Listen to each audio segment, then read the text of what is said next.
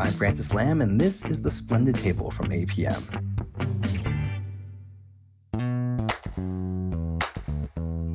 You know, sometimes the world is small in the nicest little ways. Take our two guests today. One, Ham El-Waylly, is a super creative restaurant chef who has a new book about genuinely simple but surprising and delicious home cooking. The other, Ella Quittner, is a home cook who is so obsessive she will personally decimate an entire hen house worth of eggs to figure out the exact way to get a perfect poach. Well, it turns out the two happen to be good friends, and in fact helped each other with making those books. We'll get to Ella and her book Obsessed with the Best later in the show, and we're going to start with my friend and author, Ham. I first met Ham many years ago in the kitchen of Empellón Cocina, a dearly departed but ultra-creative Mexican restaurant here in New York.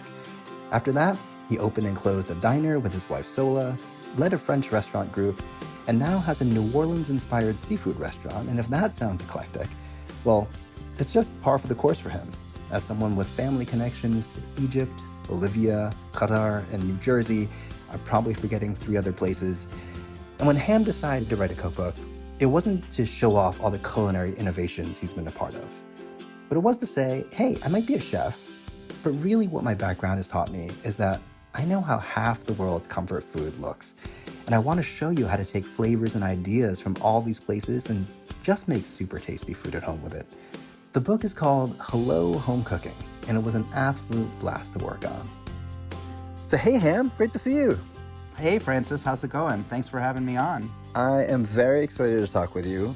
This is a conversation that has been literally years in the making.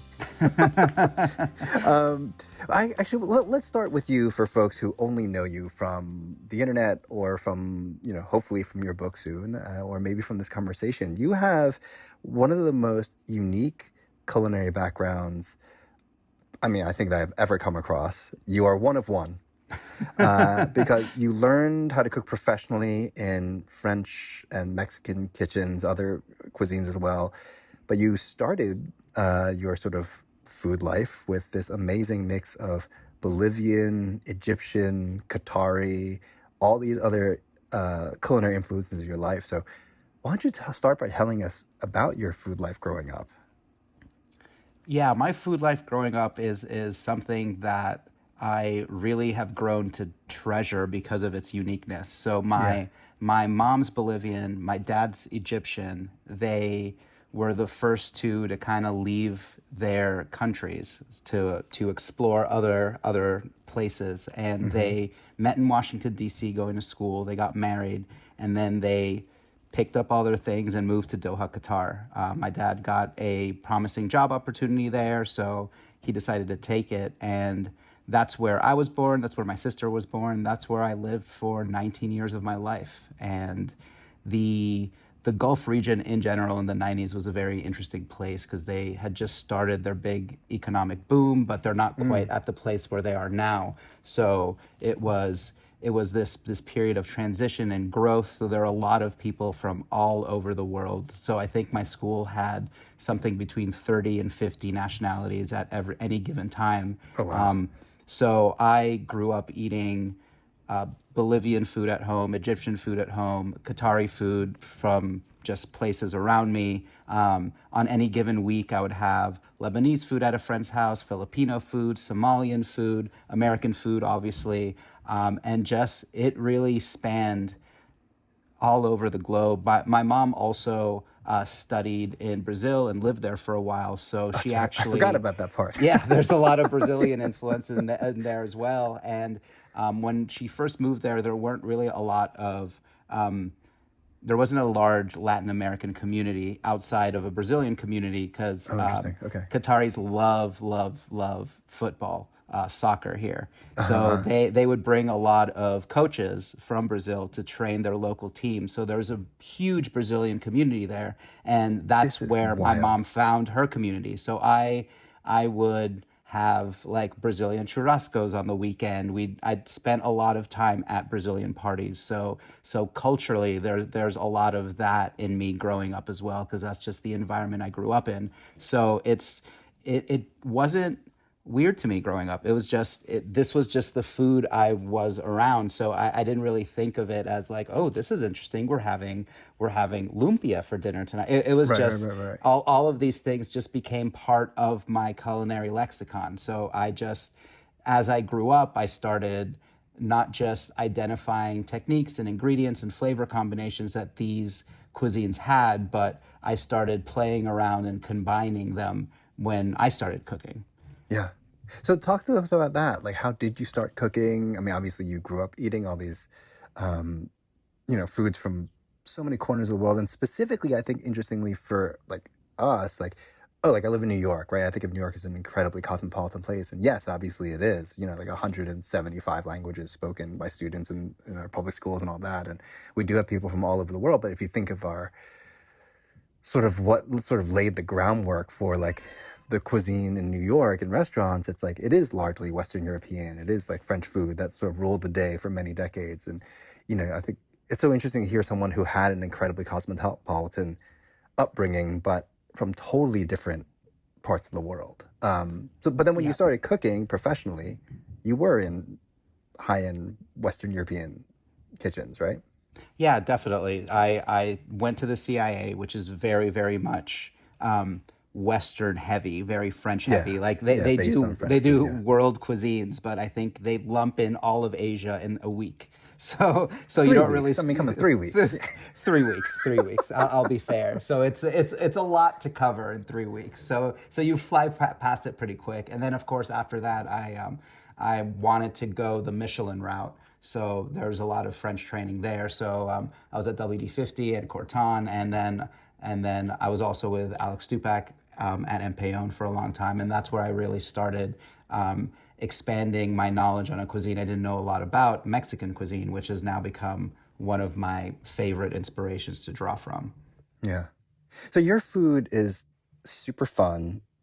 And I think it's really creative in the sense that so often I eat your food or, look at the recipes in the book, and so many of them are things that like, oh, I've never seen that before. But something I really love about your food is it's fun and creative, but it's never show offy. It's not like, oh, look what I can do as a chef. It's you have a real thing for comfort food, even if it's comfort food that I've never seen before, heard of before. But the minute I lay eyes on it, like I know that's going to be comfort food. So, what makes something comfort food to you? To me, there's so the beginning of comfort food in this cookbook started with the pandemic. So I have my mom wrote all of her favorite recipes in this Madonna notebook that she really, really treasured. And Like Madonna. Madonna, the pop star, not religious based. Okay. So, and so it was in tatters, and she kept fixing the spine with electric tape. So this notebook was a very big part of my childhood. So just the thought of it alone brought me a lot of comfort, just because a lot of time was spent around the kitchen table with that notebook open up, and then my mom cooking.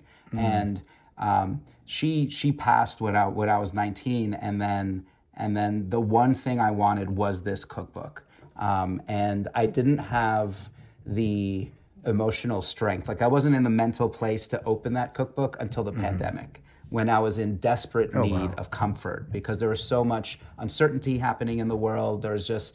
We were just trapped in our apartment, just like running out of things to cook, and like we're just in desperate need of comfort. So that was the first time I opened that notebook, and I cooked out of it. I First just thing I saw all made, your mom's recipes, and like I in her saw all my mom's handwriting. stuff, yeah, in her handwriting, and it was in 3 different languages. It was English, Spanish, and Portuguese. So it was a fun thing to decipher. And the first thing I made out of there were the cheese empanadas, because it was something that she made when she was homesick back in Doha for us. So when we came home and we know that the empanadas were frying, we knew that she was feeling homesick, and it was something she wanted to share with us. So that was the first thing I made. And then just the feeling of, oh, maybe things are going to be okay from eating something crispy and cheesy. Like, even if you take the memories aside, there's something extremely comforting about molten cheese, right? It doesn't matter what form it comes in. If that cheese is molten, it is going to make you feel good about life. And that was the starting point of the recipes I started developing for this book. And I really wanted to lean in this concept of comfort in the unfamiliar, because a lot of people probably won't be able to exactly understand all of the source material of everything I'm cooking from, just because Sure. it spans so many different cultures and a specific place and time. So I wanted to make sure that I was developing things that no matter where you're from, you eat this and you feel comfort. There's a sense of hominess. There's a feeling of, hey, everything's going to be okay. And that kind of cooking is the kind of thing that honestly took me a long time to feel comfortable doing, because when you're a younger professional, specifically in the fine dining world, it's all about, I need to show everyone everything I can do all of the time. Like you have that kind of chip on your shoulder when you're like, okay, I went through the trenches, I learned all these new techniques, I learned all these cool things, I need to make sure everyone knows what I can do. But then as I grew older and had a family and like started cooking a lot more, my perspective changed to more of like, how do I want to make people feel when they eat my food? I just want people to feel comforted. We'll be back in a minute with more from Ham El-Waylly, author of Hello Home Cooking, Doable Dishes for Every Day. And then it's Ella Quittner and her book, Obsessed with the Best. I'm Francis Lamb, and this is the Splendid Table from APM, American Public Media.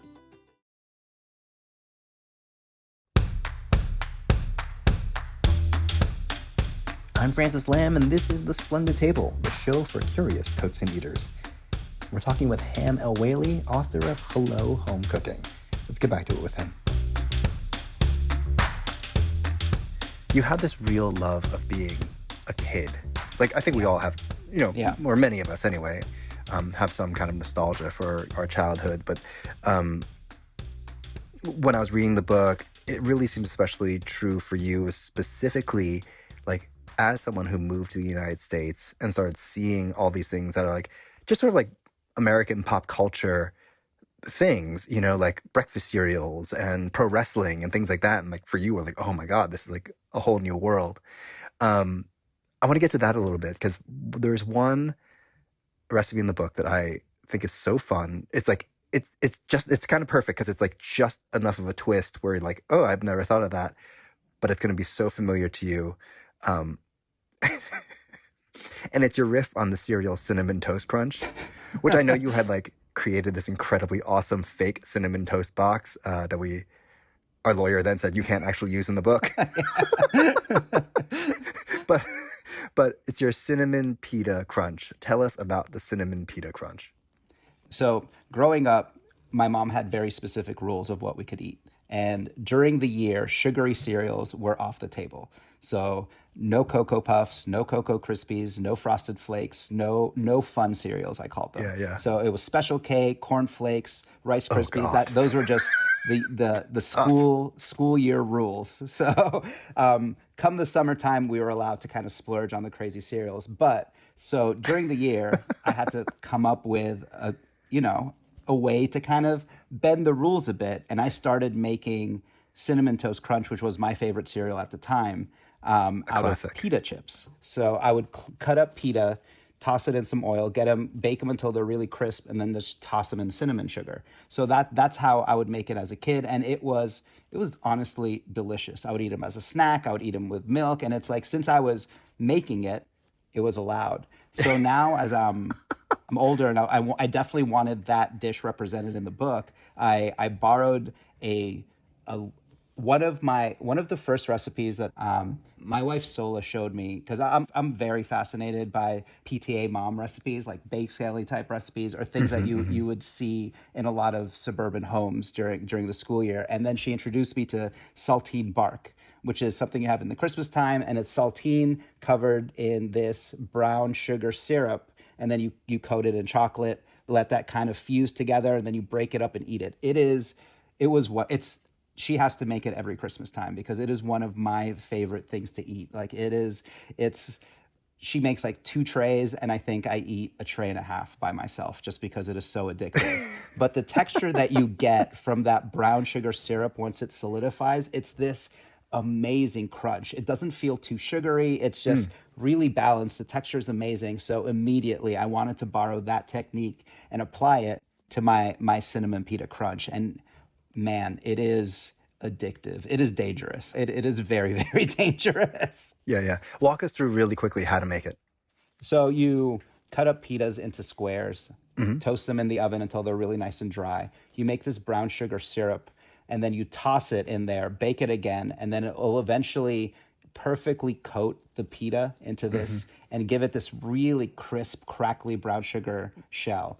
Then we toss like that it's almost with like cinnamon a thin sugar. candy shell, almost like, right? Exactly, like a very, very thin candy shell.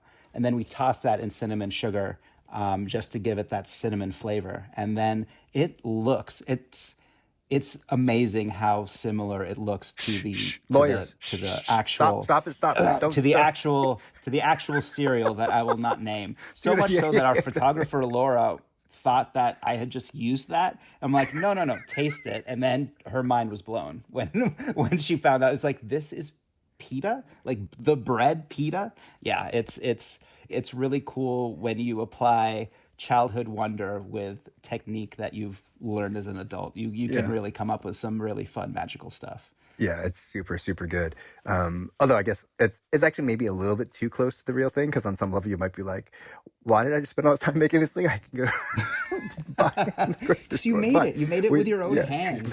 And it's healthy because of that. And it's healthy because of that. That's how it works. Okay. Look, I want to go to another recipe of yours. I'm not sure that this one is nostalgic for everyone, but I think anyone who has spent time in a co-op in college will relate.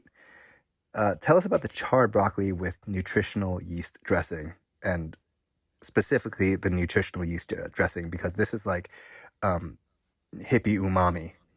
That's the perfect way to describe it, hippie umami. So I wanted to, everyone loves Caesar dressing, right? It's delicious, it's ubiquitous. It's like 99% of, or that's a bit high, like 90% of menus have some form of Caesar on it. So Sure. I wanted something that captured that umami flavor and what makes that dressing so addictive. It's just this creamy, umami forward, really savory dressing that isn't too heavy, that doesn't just weigh everything down. And knowing nutritional yeast it's one of my favorite ingredients to just dust and random Well, tell us things. for folks who have not spent time in the co-op trenches. In the co-op world. So yeah. nutritional yeast are these flakes of yeast that are incredibly nutritious, which is where the name comes from. They're extremely high in like vitamin B12. They've got great fiber in them. So they're packed with savory MSG notes, but also packed with a lot of things that are good for you. So a lot of hippies like to dust it on top of salads or use it in place like popcorn of, seasoning. Yeah, is like popcorn a classic. seasoning is a very common one. Spoonful in stews and things. So there's a lot of uses for it. So that forms the base of this dressing. And what's another very savory forward ingredient? Miso. So when you combine miso and nutritional yeast, you get this intensely savory note that serves as the base of this dressing. And one of my favorite things to dip into this dressing is broccoli or any kind of brassicas, just because the like green grassy notes with that slight bitterness goes so well with a creamy savory dressing. Sure. And of course, to top it, as a nod to the Caesar salad, instead of croutons, we do some like nice breadcrumbs. In general, I prefer breadcrumbs to the crouton in a Caesar salad. Not just this salad, just because of the ratio of crunch. I like having a little bit of Crunch crunchy with every bread bite. in every bite, as opposed to just having to pick out the croutons. Because what ends up happening every time is I end up picking out the croutons first, and then Totally. then the salad's kind of boring to me afterwards. So by having that even distribution, it's just every bite is good, every bite is the same, and you just end up enjoying the whole thing instead of just the crouton bites. Yeah. It's so good. Let's go back to the dressing for a second. So you said miso and nutritional yeast are the flavor sort of base of this, but how do you make the dressing? So you blend that with cashews, because that's what gives it its creamy quality. I love using cashews in creamy dressings because it's not an incredibly aggressive flavor, so it allows other things in the dressing to shine. But when you blend it smooth, it is so creamy. It like you think there's sour cream in there. It's so nice and smooth and lush. Yeah. Then you season that with a lot of black pepper, adjust with some acidity, and then you're done. So it's like a simple handful of ingredient right into the blender. You blend it, and then you're good to go. It's a dressing And just that we some have water, in our right? fridge Just all the water. time. To, Just to- water. Yeah, you just need water. So it's actually, I didn't stop to think about it, but it's a vegan dressing then. Yes, it is a vegan And like dressing. full of protein because it's got cashews in it. This is like a miracle food. It is. You could live off of this. Okay, I want to get to another thing that I was personally fascinated by because I've never seen this technique before. You have this dish, tahini roasted swordfish. And I mean, people think of tahini as, well, what it is. It's basically like a sesame paste, right? And it's being thinned out, often, with lemon and garlic, and you make this like beautiful sort of like tart, sort of creamy dressing. The sesame in the tahini adds a lot of like fat and creaminess. I was sort of amazed once. I was talking to Yotam Ottolenghi, and he just kind of said like, "Oh yeah, I use tahini like olive oil," and I just never connected the two. But like tahini is essentially an unrefined oil, if you want to think of it like that. So Yeah. like, yeah, meaning he'll just finish dishes with a drizzle of tahini instead of like a splash of olive oil, which is like obviously a very typical thing to do all around the Mediterranean. And I was like, oh, that's really cool. And you've sort of taken it a step further in that you're actually cooking food, like roasting food in tahini. Talk about that technique and talk about the tahini roasted swordfish in particular. Absolutely. I feel like tahini now, in big part, thanks to Ottolenghi, is an ingredient that you can find everywhere. And Sure. a lot of people use it in that form, in the dressing form, as a way to just, you mix it with water, add some lemon juice, and then pour it on top of salad or using it as a dipping sauce. But throughout the Middle East, tahini is used in almost everything. Like I finish my beans with a spoonful of tahini. It gives it a nice cool. little nutty creaminess. And this technique is actually a very, very classic traditional Lebanese technique. So they roast fish in a tahini sauce and then top it with nuts that has been fried in butter. And this recipe was a big part of us growing up because it was the only way my sister ate fish. So my sister hated fish. She was not a big fan of fish. She didn't like the bones. She didn't like the taste. Didn't like the texture. And this was the way that she would eat fish. We didn't use swordfish. We used a local grouper called hamur because that's what was available to us in Doha. But the meatiness of the swordfish really holds up to like that lush, creamy texture that you get when you cook tahini like that. It almost turns into this like velvety cream sauce. And it just pairs really nicely with that meaty swordfish. So it's, again, super simple. You sear your swordfish in a pan, you whisk together in a bowl some water, some tahini, some lemon juice, some garlic, and then you just pour that on top of your fish, throw it into the oven. The sides are going to caramelize a bit and bubble and thicken, and then that tahini is going to coat that fish perfectly. In a lot of French food, how they love coating fish in like that perfectly viscous beurre blanc. You get that kind of similar coating on the fish with the tahini. And in the book, I topped it with almonds fried in butter because pine nuts are traditional. But at the time, Sola was allergic to pine nuts, so we were a no pine nut household. Sure. But as soon as the book came out, she did some allergy tests, and she's pine nut free or no longer allergic to pine nuts. So It's incredible. so there we go, a miracle, a pine nut miracle. It's a medical miracle. Pesto's back, baby. Pesto's back. That was the first thing we had when we found out. Oh, really? Actually, let me ask you this though. I mean, that sounds great. Does cooking the swordfish in the tahini do something, or is it like would it be different if you just like roasted the swordfish and then poured the tahini on top? Like, what does cooking the fish in the tahini do for you? So for some reason, cooking the swordfish in the tahini, so swordfish can tend to dry out very, very easily because it is quite a lean fish. It is very meaty, but it doesn't have a lot of fat on it. So the tahini acts almost as a barrier, and it just makes sure that that swordfish stays incredibly moist and tender, and you're not losing a lot of moisture to the oven. And it also, you get that flavor exchange, right? You get some of that nice roasty fish flavor into the tahini sauce, and you also get some of that nuttiness into the swordfish. So it's a completely different flavor from just pouring some tahini sauce on top of the swordfish. You just get a whole other level of depth of flavor. Yeah. That's awesome. And obviously in the book, it's a recipe for swordfish, but it sounds like this technique you can use with really any kind of fish you want to With do, any right? kind of fish, honestly, with any kind of meat. It's just I like using fish in general because of the cooking time. If you use something that takes longer to cook, you might lose too much moisture in your tahini, and then it might Hmm. break. Still delicious, nothing wrong with that, but you lose some of that Yeah, velvety, saucy quality. So yeah, like the it's oil might come out or something. exactly, Yeah, yeah. exactly. So I recommend something more quick cooking like a fish, but you can, I've cooked vegetables in tahini, like a whole zucchini roasted in tahini is fantastic. Awesome. Well, Ham, this has been a blast, and I can't wait to see you in real life soon. Thanks, Francis. Thanks for having me. This was a great time. Ham El-Waylly is the author of Hello Home Cooking, Doable Dishes for Every Day. And you can find his recipe for tahini roasted swordfish at splendidtable.org.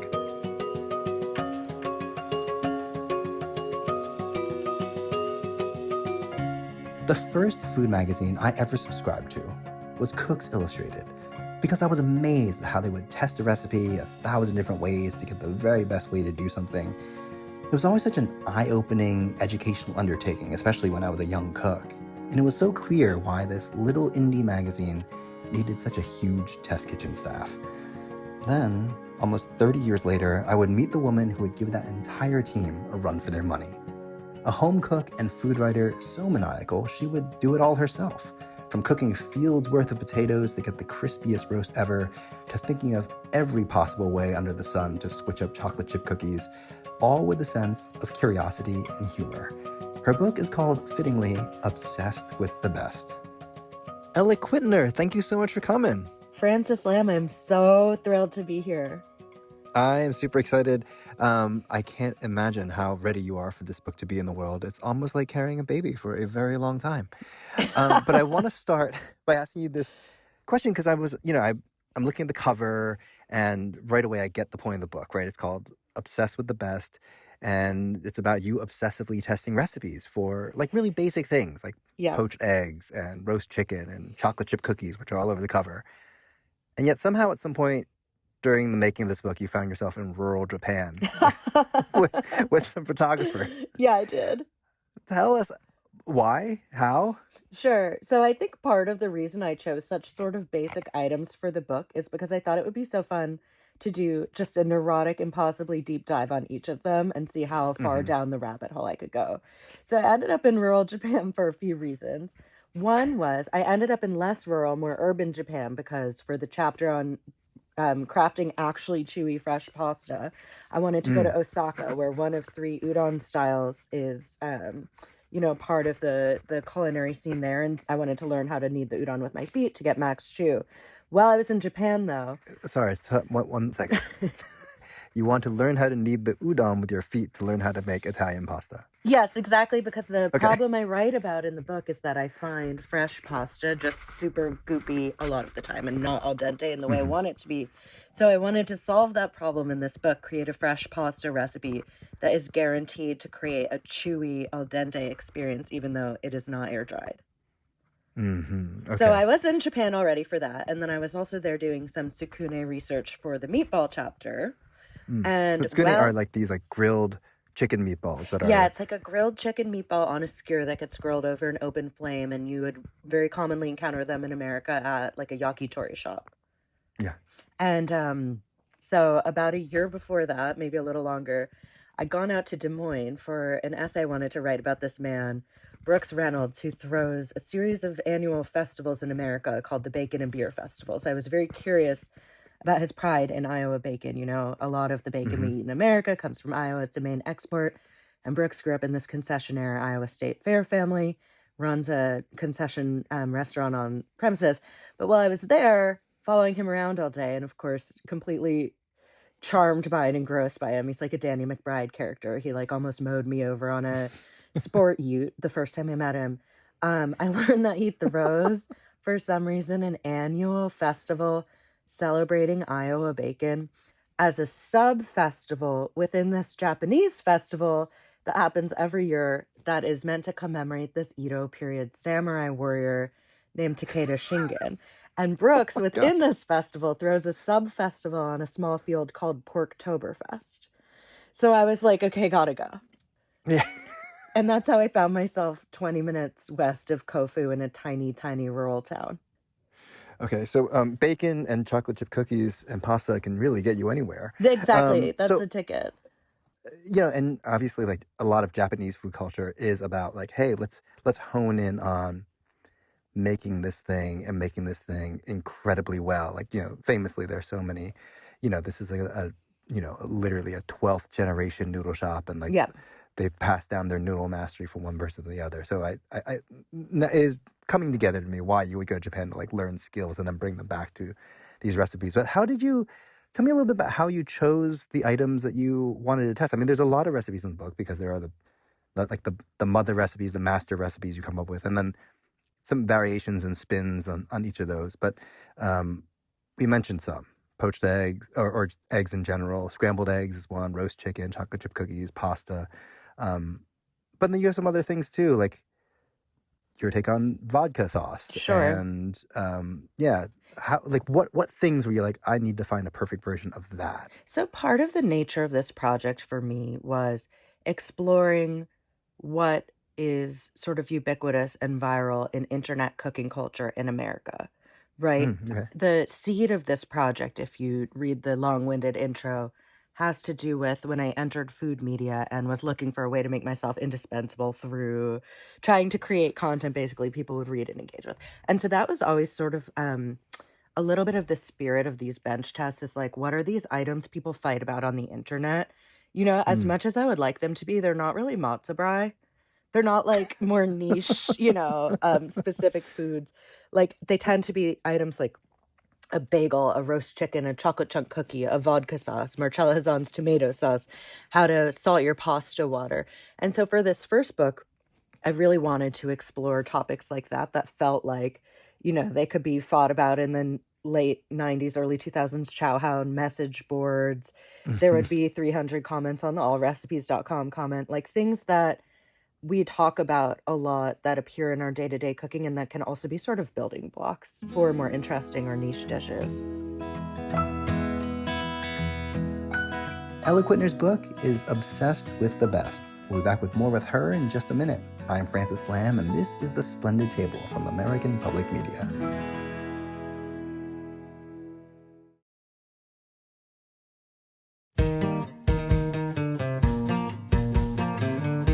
I'm Francis Lamb, and this is the Splendid Table, the show for curious cooks and eaters. We're talking with author Ella Quittner about her single-minded tests to get the very best recipe possible in her book, Obsessed with the Best. Let's get back to it with her. I love this feature you have in the book, which is the beginning of every one of these recipes. You have like a photo of, in this case, it was 25 different tests. In this case, it's like 642 different tests, but you show the photo of the scrambled eggs. There's like 1,000 different squares of toast with scrambled eggs cooked slightly different ways. And I can think of how lonely the experience was. Yeah. But also how like kind of bonding and communal it is too when you find the other people who want to do this. That's exactly right. And I've been joking a lot lately as the book has come out, how nice it's been to actually interact with humans about it and see them making my recipes and hear them say, actually, I think the best way is this, or next time you have to test this. Because so much of our life these days is on screens, right? Especially in the Sure. culinary community. If you're not working in a restaurant, you're developing a recipe alone in your galley kitchen in the dead of night, trying to take a picture of it by a window at some point in the morning, posting it to your Instagram, and then responding to comments so that the algorithm favors you. It's a very solitary and lonely life, and creating something like this felt kind of like a gift because even though it was 3 years of either being alone or with folks who were helping me to develop or test stuff, but small scale groups, at the end of the rainbow is this giant communal experience of shared kind of culinary practice, which is really, it's lovely. So it's only been like 10 days, but it's been lovely so far. I love that for you. Okay, let's get into some of these recipes, these like meticulously tested recipes. And I want to start with something that seems very basic. Sure. Your crispy smashed roasted potatoes. I personally think the best thing a potato can be is crispy. Agree. Mashed Hard potatoes, agree. fine, but crispy is the highest form of potato. But like how to get them crispy is like weirdly controversial.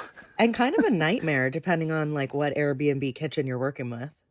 Yeah, Yeah, right? Like, or even in my home kitchen where I know actually where everything is. But, in your method, you boil them first, but some people don't think to boil them. Or like, why would you boil them? You put them in the oven, you get them crispy Right. that way. But then if you do boil them, it's like, well, what else is in the water? Yep. What pan are you roasting them? What fat? What temperature? Of course, what type of potato really matters.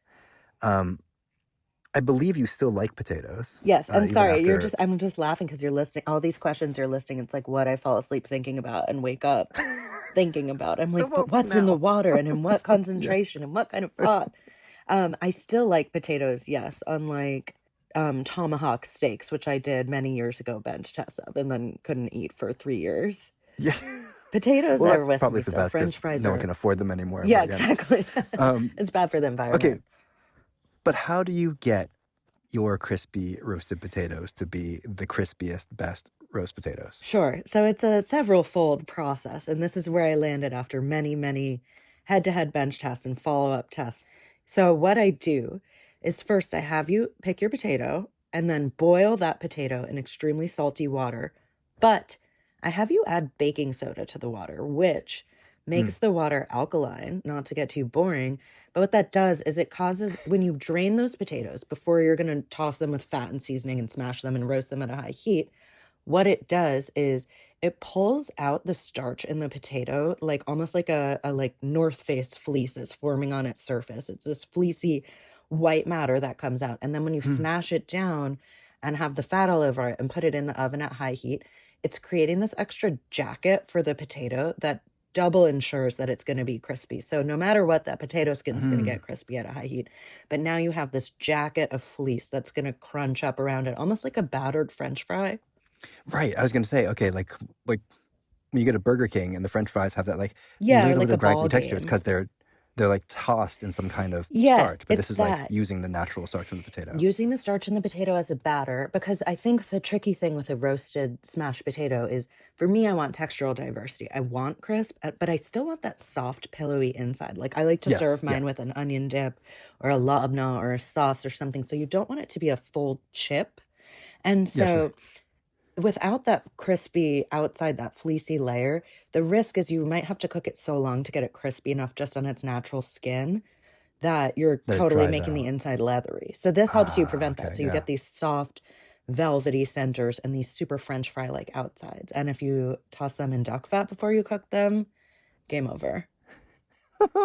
But in the recipe you do like olive oil, but like you do Yeah, say duck fat would make this extra great. Why duck fat and not? another fat.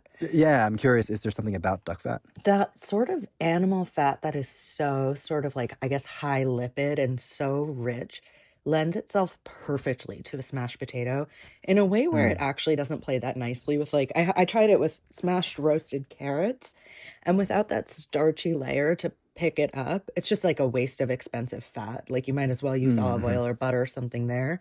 But versus like a vegetable oil, if you taste that side by side on a crispy smashed potato, it's night and day. It's like you are transported to Provence and you're suddenly in a garden eating this humble little potato that tastes transformatively good. Oh man. Also, there is actually wait. You have also have this great step in there that you call your insurance cheese. That's right. I Talk about have the my insurance insurance cheese. cheese. And that's because, like I said, I don't want you to be overcooking these. That's sad. An overcooked smashed potato is sad. It's like just buy a bag of Lay's then. And it'll start to taste acrid and burnt if you leave it in there too long. So the insurance cheese, you're basically creating what they call a frico, right? Which is when a hard cheese becomes so hot that it bubbles and then hardens in the oven or on a pan. Yeah. So you're basically, by sprinkling cheese on the edges of these potatoes as they finish cooking at a really high heat, you're creating a frico against the potato that when you bite into it is an automatic crisp level that is so flavorful. It's like the perfect combination of mashed potato, French fry, cheesy potato chip. I wish I had better words for it because I feel like I go somewhere else when I bite in. Those things are all perfect things. You don't need better words. In fact, there are That's no great. better Okay, words. let's move on to another starch. Please. Fresh pasta, I mean, because you talked about having to go to Japan Sure. to learn about making fresh pasta. It's funny though, because when I read the essay on the fresh pasta chapter, you're basically like, I hate making fresh pasta at home. I think this is bull. No one should really ever do it. And then like you follow the story, and like I'm waiting for the redemption arc, Yeah. and I'm almost at the end of the essay, and your husband is like so sick of this because He's like he's trying to so find a new frustrated. wife on an app. Yeah. Yeah. I'm not sure that you have fully made your peace with making fresh pasta, but tell us about it. No, I totally have. And if I've left you with that impression, it's on me. Not only have I found my redemption arc, but I crave my own fresh pasta now because it is Okay. so chewy. And I'll tell you why, but once a month now I will make fresh pasta. I'll shape it into different shapes and I'll freeze it in Ziploc bags in my freezer. So I'm just having one of those days. Like the quality of a fresh pasta boiled in super salty water and just consumed straight away with butter and salt and a little cheese on it. I really feel like nothing is more life affirming. And of course, this is the opposite of how I used to feel. I used to feel all fresh pasta was mush. Why are we doing this? It's so much effort. Let's just get a box of Barilla and move on with our life. Yeah. I like it al dente. But because I traveled through Italy and also through Japan, and learned how to make udon and I learned how to make buckwheat soba and all these different noodle techniques, I was able to bring a lot of that back to my home kitchen and figure out the exact amount of sort of ingredient ratio and kneading and then other step I needed to do to achieve that al dente fresh pasta, which resulted in a very surprising step. Lay it on us. When I was in Modena, I stopped by L'Erba del Re, a restaurant there that, a Michelin-starred restaurant that is known for their fresh pasta in a very sort of pasta-heavy region in Emilia-Romagna. And we went through the whole thing. We went through the whole tutorial. It's probably my 5th or 6th pasta tutorial in days at this point because I'm driving through the region, getting nonas and sfoline and chefs to show me how they make fresh pasta. And I'm recording all the little differences. And a lot of it's the same. A lot of it's just, 00 flour and kneading and blah, blah, blah, and have a pasta board. His is so much chewier. It's so thin, which usually results in a more flabby, soft pasta in my just very experience. tender, yeah. But it's so chewy. These tortellini in my mouth, I'm like, this is, how did you get it like this? And we go through all the questions, and it comes out that the restaurant, after they make their fresh pasta, and this is a Michelin-starred restaurant, it's not like a Gordon Ramsay kitchen nightmare, they flash freeze their pasta before service because they think it makes it chewier. So I don't have a flash freezer. Obviously, I have an 85 square foot kitchen in New York City, but I came home and adapted it using my freezer. And I found that rolling out the pasta, shaping it, and then freezing it for, minimum a couple hours ends up with such chewier pasta. I think maybe the water's not penetrating it as fully all the way through. That's so interesting. But so that's what you do now. So like the key is you make fresh pasta and you chuck it in the freezer before you cook it. It's an invitation to meal prep. When you're up for it, to spend a Sunday, just make a triple batch of pasta, shape it into a few shapes, and throw it in the freezer. And it's going to get better for having put it in the freezer, not worse. I wonder if I should go to my neighborhood place that they have their own fresh pasta and just try freezing it also. That's a question I have that I would like to sort out is if you bought fresh pasta out in the wild, but it's been sitting out for a day or two, does it have the same effect? Or is there something that's happening at a molecular level? And I suspect there might be, where you're making it and freezing it right away. Yeah, because if you think about pasta, it's just flour and moisture, mostly, right? And so you're forming the gluten.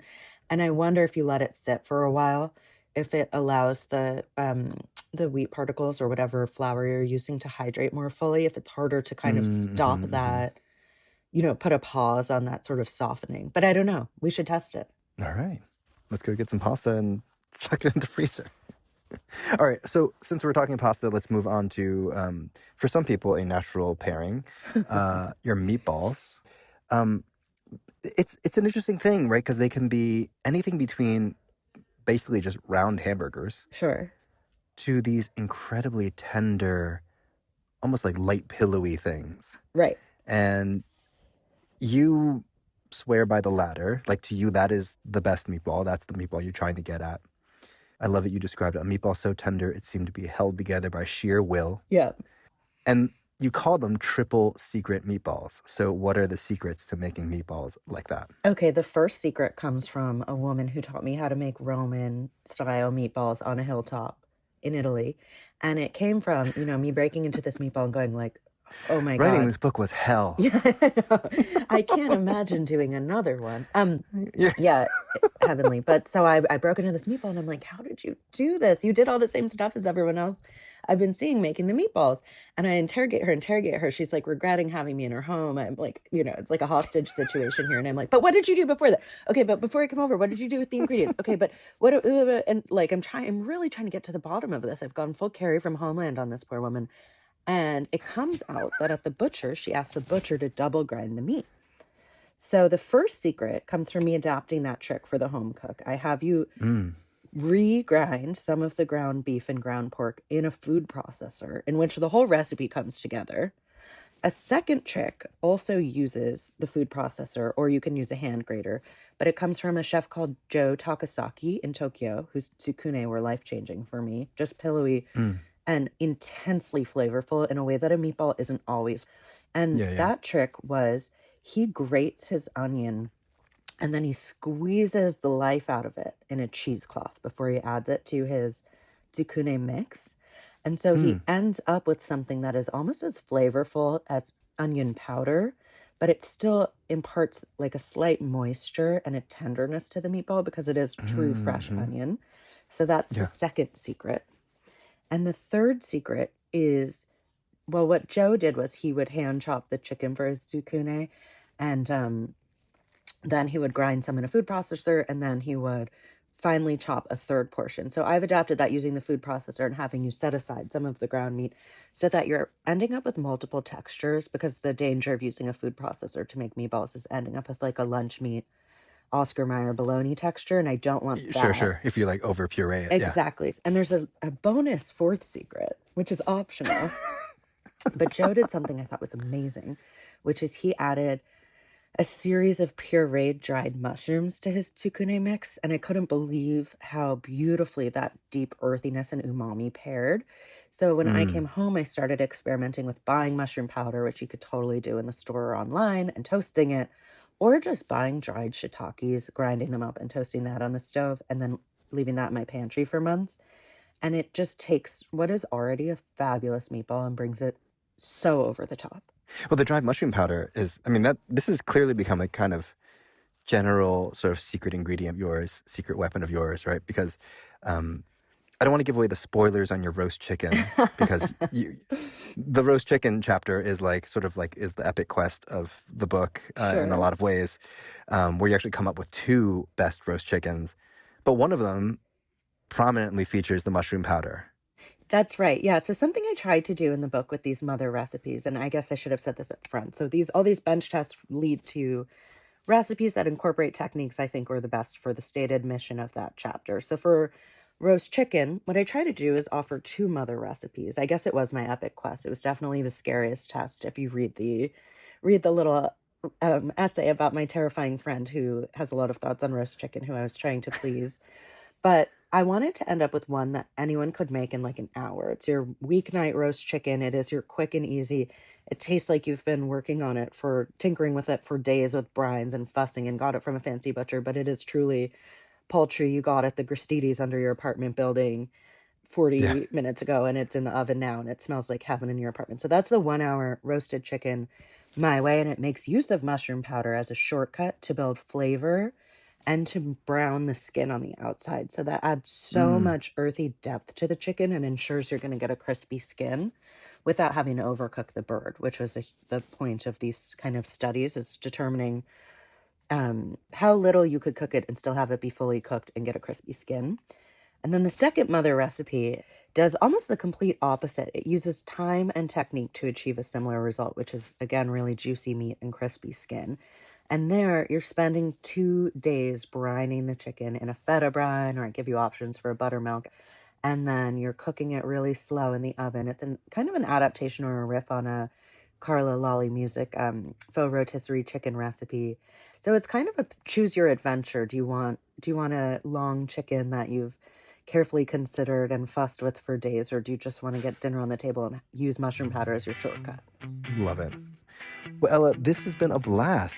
Probably not as much a blast as like traveling to Roman hillsides in rural Japan, but it was great talking with you. It was so much fun. Thank you, Francis. Ella Quittner's book is Obsessed with the Best, and she left us with a recipe for those super crispy potatoes with insurance cheese. Check it out at splendidtable.org. Well, that is our show for this week. We hope you enjoyed it. Talk to you again next week. The Splendid Table was created by Sally Swift and Lim Rossetto Casper and was made this week by technical producer Jennifer Lubke, producers Erica Romero and Maria Wortel, and managing producer Sally Swift. Jordan Turgeon's our digital producer, with help from Delonix Wynn. Our intern is Ruby Sigmund, and Lauren Humpert is our senior podcast production manager. Thanks so much for listening. I'm Francis Lamb, and this is APM, American Public Media.